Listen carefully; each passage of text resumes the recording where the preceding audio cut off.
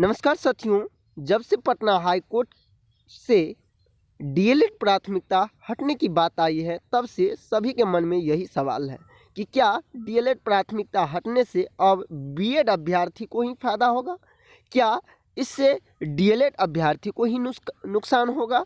और क्या इसका कोई असर ऐसे भी अभ्यर्थी है जिस पर नहीं पड़ने वाला है? तो चलिए इस वीडियो में हम आपको बताएंगे कि डीएलएड प्राथमिकता जो कि अब पटना हाई कोर्ट से हटा दिया गया है, वो अब किस अभ्यर्थी पर कितना असर छोड़ेगा, किसको इससे फ़ायदा होगा, किसे इसका नुकसान होगा और किसे इसका कोई असर देखने को नहीं मिलेगा। यानी चाहे वो डीएलएड अभ्यर्थी हो, चाहे वो बीएड अभ्यर्थी हो।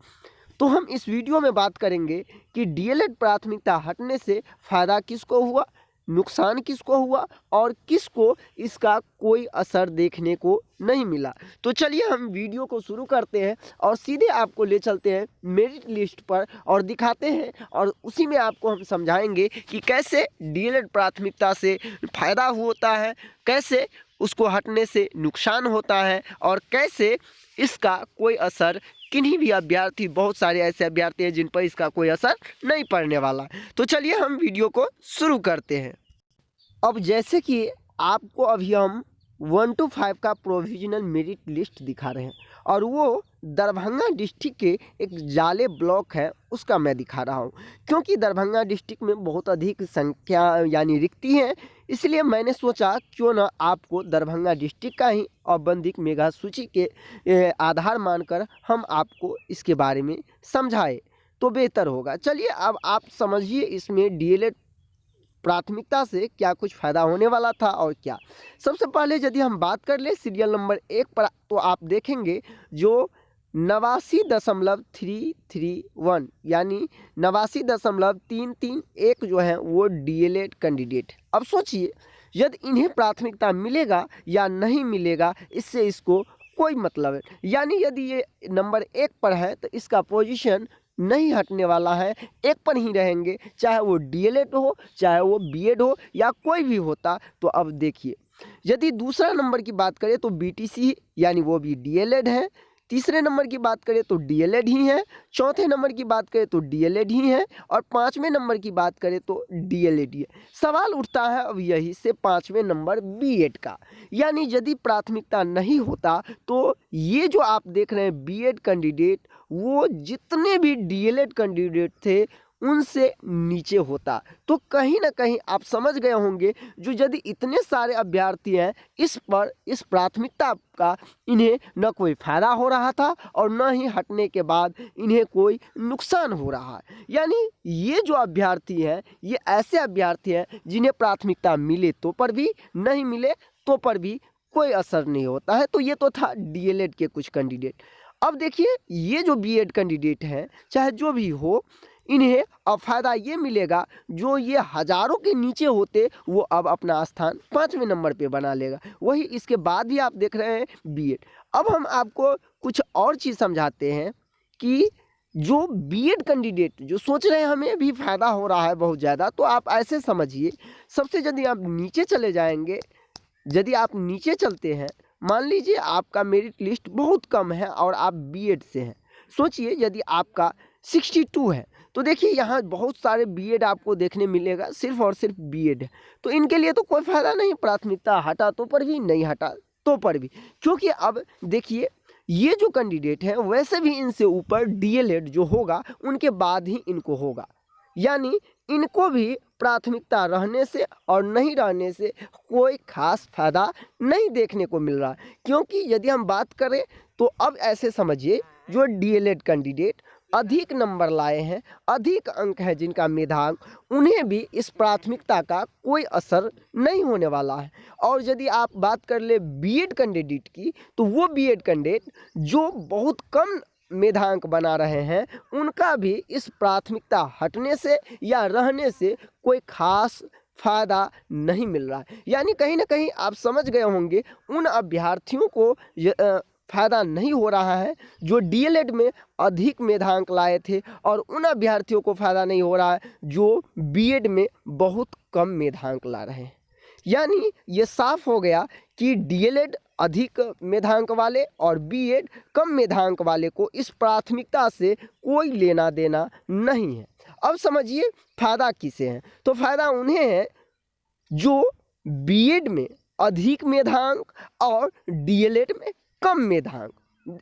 समझने की बात है ये कि जिनका डीएलएड में कम मेधांक है उनको फायदा हो गया, उनको लॉस हो गया, क्योंकि अब उनके बदले में वो कैंडिडेट आ जाएंगे जो बीएड में अधिक अंक लाते थे। तो कहीं ना कहीं अब समझ गए होंगे कि डीएलएड प्राथमिकता हटने से और रहने से आखिरकार फायदा किन्हें हो रहा है। अब हम बात करते हैं इस जो डीएलएड प्राथमिकता है हटने के बाद अब जो बहाली प्रक्रिया होगा तो आखिरकार फिर कम नंबर यानी कम मेधांक वाले अभ्यर्थियों को होने की चांस जो है वो कितना परसेंट घट गया। तो देखिए यदि हम बात कर ले डीएलएड की, तो डीएलएड अभ्यर्थी जो बहुत कम मेधांक ला रहे हैं तो उन्हें कहीं ना कहीं बहुत ही ज़्यादा नुकसान देखने को मिल रहा है। वही यदि बात कर ले हम बीएड अभ्यर्थी की, तो जो सबसे अधिक मेधांक ला रहे हैं उन्हें कहीं ना कहीं फ़ायदा मिल रहा है। यदि हम बात कर ले बीएड कम मेधांक लाने वाले को, तो उन्हें कोई खासा ऐसा फ़र्क देखने को नहीं मिलेगा, उनको कोई ऐसा फ़ायदा होने वाला नहीं है। अब बात आता है जो कि क्या डीएलएड के कुछ कैंडिडेट, आपको पता होगा जो बीएड से बहुत कम कैंडिडेट जो डीएलएड में है, अब होगा क्या यदि इस बहाली प्रक्रिया को शिक्षा विभाग बेहतर ढंग से करना चाहेंगे तो फायदा क्या है। देखिए जैसे कि आप यहाँ देख रहे हैं ऊपर से यदि आप देखें तो मेधांक बहुत ही ज़्यादा है। आप यदि बात कर ले तो 84, 85, 82। अब बहुत सारे लोग ऐसे भी बोलते हैं कि 80, 84 मेधांक जो है बहुत ज़्यादा। आप यदि जितने भी मेरिट लिस्ट आपके पास है, यदि आप सभी मेरिट लिस्ट को उल्टाएं और देखें तो कहीं ना कहीं 80 जो मेधांक होता है, जो 80 मेरिट लिस्ट यदि कहा जाए तो आपको पूरे के पूरे उसमें जो है अधिकतर आपको अदर राज्य के ही मिलेंगे, यानी जो अदर स्टेट्स हैं उनका ही। तो यदि इसमें काउंसलिंग कराती है और वो भी यदि कैंप मोड से, तो कहीं ना कहीं जो अदर स्टेट के स्टूडेंट हैं वो कहीं ना कहीं ज़्यादातर जो है वो अपना नियरेस्ट जो उसका डिस्ट्रिक्ट होगा बगल में वहीं वो रह जाएंगे, यानी पूरे का पूरे जितने ज़िला हैं वहाँ भ्रमण वो नहीं कर पाएंगे। तो कहीं ना कहीं आप देख सकते हैं यदि हम बात कर ले 80 तक, 80 जो मेधा अंक की बात करें 80, 81, तो आप देखते हैं वही मुश्किल से 30 या 40 स्टूडेंट आपको हर प्रोविजनल मेरिट लिस्ट में देखने को मिलेगा। जो 80 मेधा अंक तक जो होगा वही 40 से 45 स्टूडेंट होता है। यदि हम बात कर ले 80 और 70 के बीच में, तो उसमें खासा अधिक जो है देखने को मिलता है। यदि आप 70 मेधा अंक तक देखने की बात करें तो ये संख्या बहुत ही ज़्यादा हो जाता है। आपको हम वो भी दिखाएंगे, क्योंकि हम इसलिए दरभंगा का मेरिट लिस्ट लिए हैं कि यहाँ जो है बहुत अधिक आवेदन भी हुआ है और यहाँ अच्छा जो है रिक्ति भी था। आप यदि देखें 70 तक की हम बात कर ले तो एक एवरेज यदि देखा जाए तो आप यहाँ देख सकते हैं। आप यहाँ देखें जो यह संख्या 1000 में पहुँच गया है। अब देखिए 1000 में 70%, आप गौर करें 70 और 80 के बीच में कुल 1000 कैंडिडेट हैं। यदि ये संख्या आप विभिन्न सारे प्रोविजनल लिस्ट, जितने प्रोविजनल मेरिट लिस्ट हैं उसको यदि उल्टा करके आप देखें तो यही संख्या आपको देखने को मिलेगा। कहीं यदि ज़्यादा भी अप्लाई हुआ है तो 70 और 80% के बीच में वही 1500 स्टूडेंट होता है जो डीएलएड और बीएड दोनों होते हैं। यानी कहीं ना कहीं जो आप सोच रहे हैं 74, 75, 70 ये जो आवधिक में, और सबसे बड़ी बात ये होता है क्या कि ये जो संख्या होती है 1000 और 1500 जो अधिक मेधा अंक वाले, ये कहीं ना कहीं 6 to 8 में यही लोग जाते हैं। क्योंकि आप सोचिए जिनका 1 to 5 में कम मेधांक बनेगा वो हर हाल में 6 to 8 में उनका मेधांक नहीं बन सकता है अधिक। कारण ये है कि जिनका 1 to 5 में ही मेधांक कम है तो 6 to 8 में ऑलरेडी उनका मेधांक कम होगा। तो 6 to 8 में वही कैंडिडेट जाता है जिनका मेधांक 1 to 5 में अधिक होता है। मैं मानता हूं कि सभी 1 to 5 पास किए जो कैंडिडेट हैं वो 6 to 8 में नहीं होगा, लेकिन फिर भी आप तो मान सकते हैं कि वही लोग हैं बहुत हद तक। यदि आप बात करें 30 से 40% वही कैंडिडेट होता है, चाहे वो कोई भी सब्जेक्ट में हो, चाहे सोशल साइंस में जाए, साइंस में जाए या लैंग्वेज में जाए।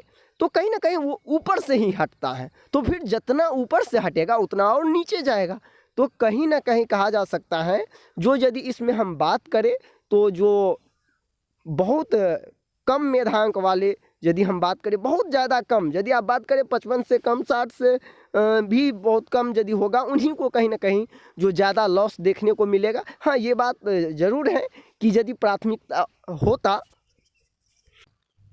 तो आपको कहीं ना कहीं अपने नज़दीक जो डिस्ट्रिक्ट होगा, अपना नज़दीक जो आपको ब्लॉक होगा, वहीं आपका जो है सिलेक्शन होने की अधिक चांस होता। लेकिन अब कुछ इस तरह से है, तो कहीं ना कहीं कैंप लगने के बाद आपको जो है ये ज़रूर कुछ परेशानी का सामना करना पड़ सकता है। लेकिन फिर भी देखिए अब शिक्षा विभाग आगे की क्या कुछ रणनीति बनाती है। अभी के लिए बस इतना ही। बने रहे मेरे YouTube channel CTET success classes पर। धन्यवाद।